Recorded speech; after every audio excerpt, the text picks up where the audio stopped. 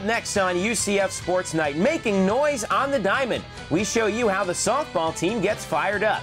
And baseball is coming down the stretch. We get a visit from Coach Terry Rooney. That and much more next on UCF Sports Night.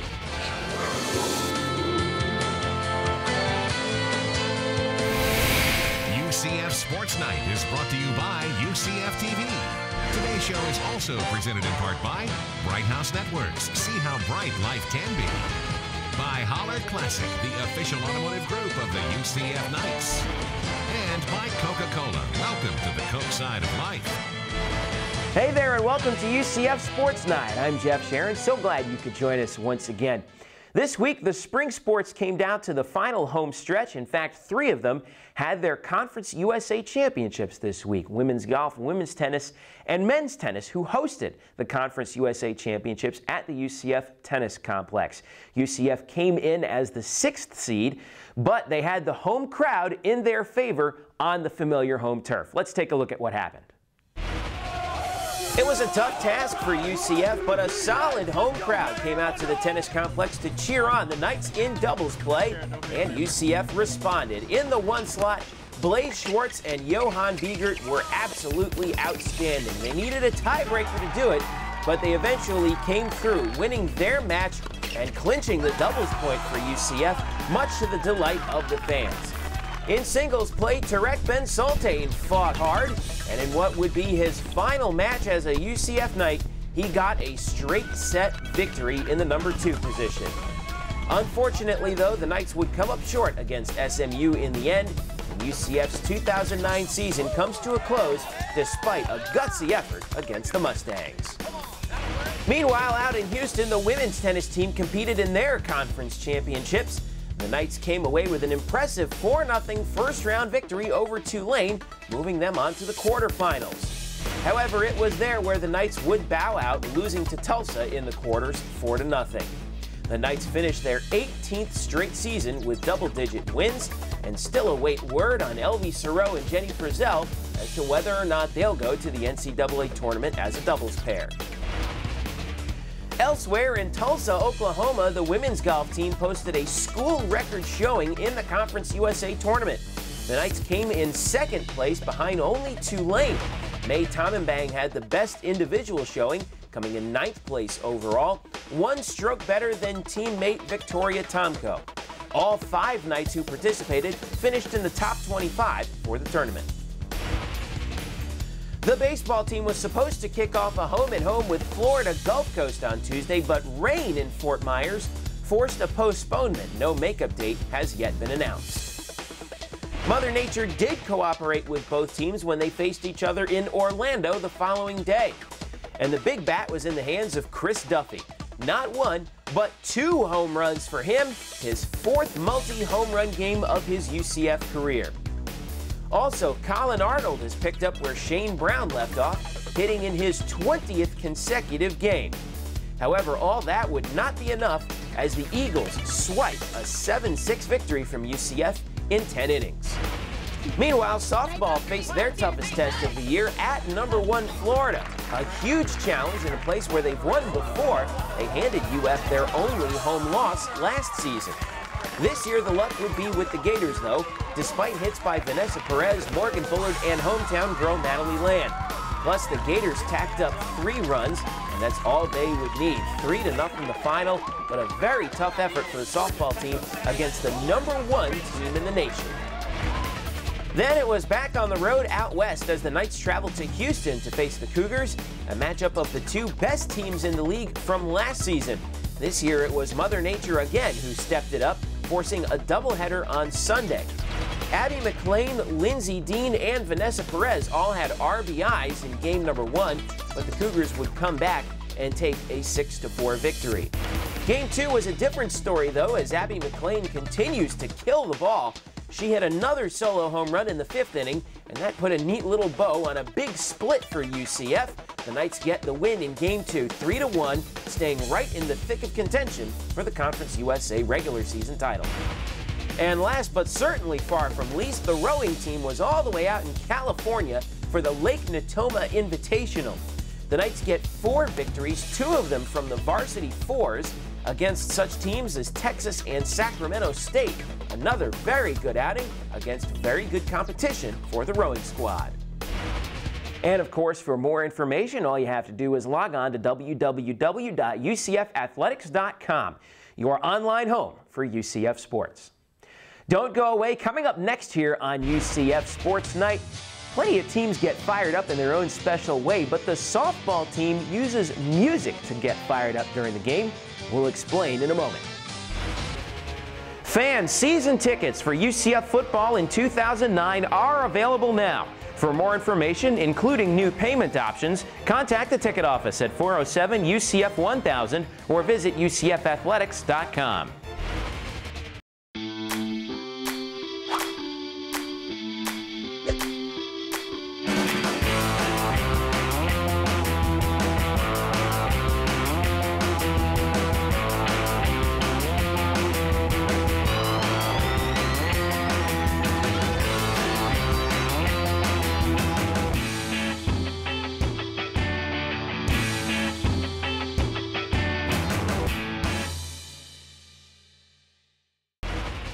Welcome back to UCF Sports Night. Dugout chatter has been around as long as the games of baseball and softball themselves, but the UCF softball team has taken it to another level. They've put a musical edge on their dugout cheers, thanks to their own enthusiasm and a little bit of creativity.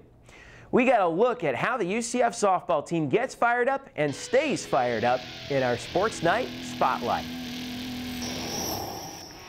Why do we cheer? Because it is a motivation factor, it is intimidation, and if it's quiet on the field, it's boring, and it doesn't bring us up, and it actually, I feel like it brings the team down when it's silent on the field. So cheering, it motivates you, it intimidates other people. I'm personally a big cheerer. I think when people are cheering, that makes people into the game, it makes you know what's going on.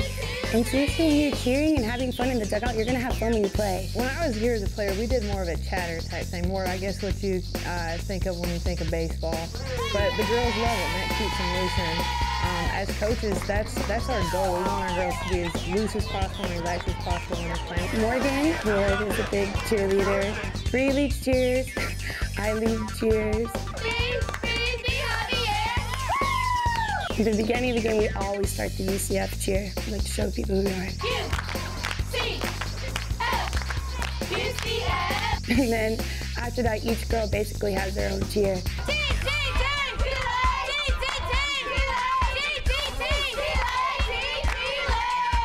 There's a runner on second base, and we need a big hit. And one of our cheers is "We feel a shot coming on."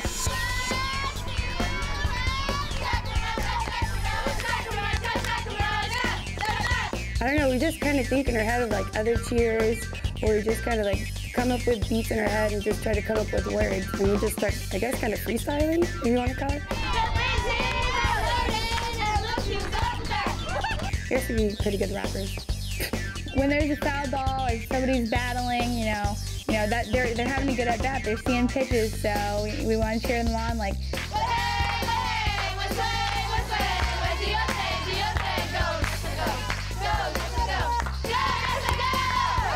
It's just, when anyone gets a hit or somebody does something good on offense. So that's one of our good ones. Music is a special thing. It has a way of really changing your mental game and your mental attitude to put you in a good place. So if cheering's what it takes, then I'm more than okay with that. It does keep me loose. Like while I'm up to bat, like I hear them yelling my name, and I know my teammates there for me. I know they're behind me and they're rooting me on the whole way. What a way the softball team gets fired up, and I know somebody else who's really fired up as we head down the stretch is Coach Gillespie. How you doing? Doing good, thank you. Well, tell me, Coach, this conference now has turned into an absolute mess when you look at the standings, but in regards to that, you got to like your chances. We are still in the game, and that's what we like about this season. There hasn't been one dominant team in a conference that just has been taking care of business. We're all beating up each other right now. How big that big midweek game against Florida, #1 team in the country, you go into their place, come up short 3-0, but you guys fight hard like anything we've ever seen. How proud are you of that effort? Oh, I'm extremely proud of the girls. Going into the game, of course, you've got to get up for a game like that. You're playing the #1 team in the country, and it's Florida. You know, we beat them last year at that same site in the regional, so it was a great feeling going into that game. And basically, for us, it was we had nothing to lose in that game. You know, they're defending the #1 spot. They've got the target on their back, so it's a lot tougher to be in that situation than it is our situation going in and trying to, you know, aim at that target. So girls did a great job going into that game and just playing their game, staying focused, and just doing the little things right. We saw the pitching really stepped up, and I remember you told us it was all hands on deck for a game like that, and the staff seems to have shaken itself out, hasn't it? They have. The pitchers are really working well together. We're kind of mixing up between Megan and her drop balls and change-ups and kind of off-speed pitches. She's great to keep them off balance for at least one round through the lineup. And then Cole comes in, and she's just got some great pitches that she's throwing right now. Trying to take command of a lot of pitches, and her arsenal is incredible. And then DeMello coming in and being able to play, you know, 13 strikeouts 2 weeks ago in the game. She just did a great job. She knows she's getting more confidence on the mound. So we're using all three, and they're just stepping up and taking care of business right now. Now at the plate, the younger players, your freshmen from last year, now sophomores, are starting to tear the cover off the ball. Particularly Abby Mcclain has been really impressive this season. Yeah, Abby has really stepped up this year. You know, we were actually joking with her this past week how she went from the 9 spot as a freshman last year to the #1 spot, and is just taking care of business. She has kind of the feel that she's going to get things done when she's in that 1 spot. We actually moved her down to 3 and 4 early in the season just to kind of try to get runners on because she was hitting the ball so well, and just kind of had a down week. You know, so we decided we've got to put her back in the 1 spot, and she lives there. That's the spot for her. All right, so the Houston series is in the books. Now we head down the home stretch for Conference USA. What do you have coming up this next few weeks? Well, we've got Bethune-Cookman at home on Wednesday, and then we follow up with another away trip to Memphis, 3-game series. And Memphis actually took 3 games against Houston. So yeah, that was a big surprise. They're going to be a great team to go up against. Again, we're looking to take 2 of 3. If we can do that for the next few weekends, then we're going to be in a good situation going into the conference tournament. And we're looking forward to it. I know it's a long trip out to El Paso, but right in the thick of things, it's going to be a lot of fun. Head coach Renee Lewis-Gillespie, UCF Softball, thank you so much for joining us. Thank you, Jeff, for having me. All right, stick around. Coming up next, we'll slide into the other diamond. We'll check in with head baseball coach Terry Rooney when UCF Sports Night returns. Fans, season tickets for UCF football in 2009 are available now. For more information, including new payment options, contact the ticket office at 407-UCF-1000 or visit UCFathletics.com.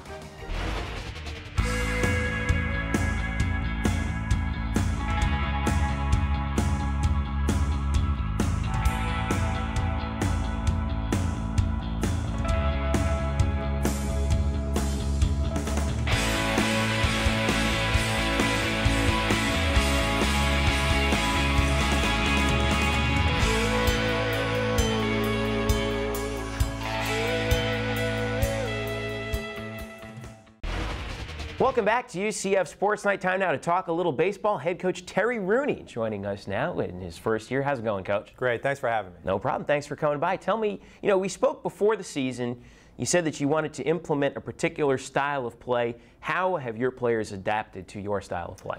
Our players have really done a tremendous job, you know, from an effort standpoint, every single night, day in and day out. You know, we really try to implement an offensive style of play by the way we play the game, and I think that if you show up and you watch our batting practice, you show up, you watch our infield, outfield, and you watch the way the kids play the game, regardless of what the results are, they're playing the game the right way. You know, we're playing fundamentally sound, we're getting on and off the field, we're playing with a little bit of an edge, as I call it, so to speak. And that's one of the things you want to have all the time, that no matter what your win-loss record is, I have a phrase I tell our guys every single day, and that's where we're going to respect everybody, but we're going to fear no one. And that's an attitude, and that's an attitude it's going to take for this program to continue to climb up the charts in college baseball. That's the thing, is that, you know, we've talked about this before, the outcomes every night may not always be to your liking, but man, those kids fight hard every night. They really do, and they really do. And, you know, we've got a group of kids that have really bought into what we're doing, and they're asking everything we can do from a program standpoint. And listen, although externally a lot of people, you just see the wins and losses, and certainly we want those to continue to come, and they are going to continue to come. Everything else, the kids are doing everything. They've been out in the community. We've got the highest grade point average. The attendance is the highest it's ever. So there's so many firsts in this baseball program right now, and I'm really proud of the way the guys are playing the game from an effort standpoint every single night. Now, we look ahead to the last couple of games here in the schedule as we're starting to wrap up as we head towards Conference USA. After this weekend, how many more, what do you have coming up that's going to be big for you? Well, right now we're actually kind of in a unique situation. In Conference USA, because of the odd number of teams, everybody has a bye weekend. Right now, this is we're in our bye weekend right now. So I gave the guys a couple of days off, and it really comes at a good time. It's right before exams. Let's get a little bit of a head start academically. We're banged up a little bit from a body standpoint. So it's going to allow them to rest. Allows the coaching staff to get on the road and recruit for a couple of days. So it's a win-win in a lot of different ways from that standpoint. But obviously we've got 4 conference series left, and I'm calling it starting next week the big push, so to speak, in the coming weeks. And it is. We need to get the job done. If these guys want to, everything I tell them, everything in front of us, that the goals that we set is still there. In order to do that, you got to get to the conference tournament, to get to the NCAA regionals, etc. So we need to take care of business in these coming conference weekends. And you mentioned recruiting. The early signing period is underway. How are things going on that front? They're going unbelievable, absolutely unbelievable. There's absolutely no question or doubt in my mind that we're bringing one of the best recruiting classes in the country here. I tell you, I get calls all the time from scouts and coaches and different publications who are asking me about these kids, and they're so excited about them. So I feel very, very confident that we're going to sign a nationally ranked recruiting class. We're going to sign one of the best in the country. And the two things are this. Number one, I really feel like it's going to be one of the best classes in the country. And number two, it's going to be an extremely large class. Obviously the kids are doing all that they can. We need to continue to get better. We've got some areas that we need to address. I feel like I'm addressing them. I tell you what, there's one thing that I know is going to happen at UCF, and that we're going to recruit great players and we're going to get the talent. I can guarantee you that. Well, we're looking forward to that. We're looking forward to a solid finish to the season. Head coach Terry Rooney, UCF Baseball, thanks for coming by. Thanks for having me. All right, stick around. Coming up next here on UCF Sports Night, we check in with Athletic Director Keith Tribble in our Knights Talk segment, plus plenty more when we return. Fans, season tickets for UCF football in 2009 are available now. For more information, including new payment options, contact the ticket office at 407-UCF-1000 or visit UCFathletics.com. This is my UCF.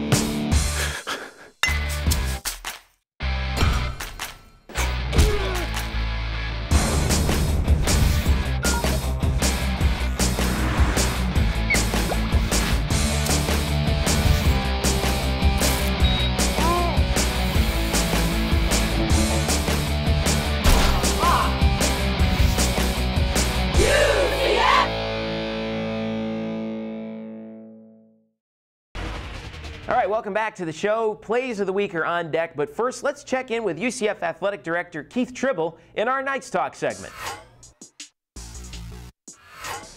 And our question this week is, with regard to the economy, are there any new initiatives UCF is taking to help keep attendance at events affordable? Well, one of the most important things that we look at in terms of trying to take care of our season ticket holders and our fans is trying to make sure that our events and our athletic events are affordable.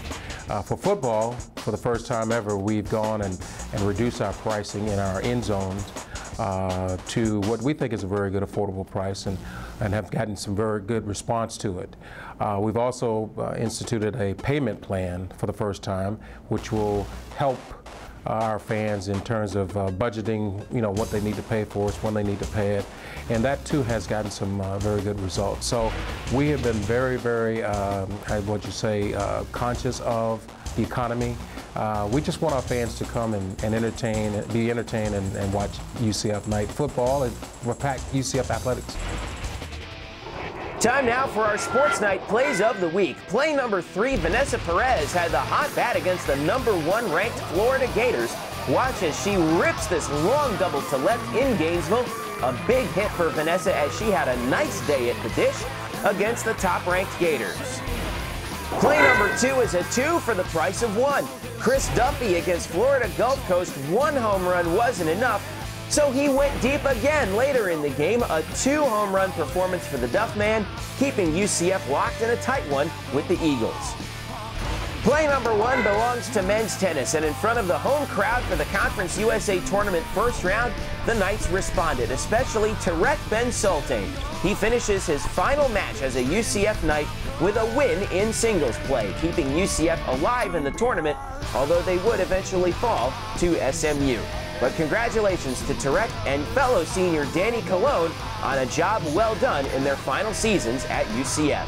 And those are your Sports Night Plays of the Week.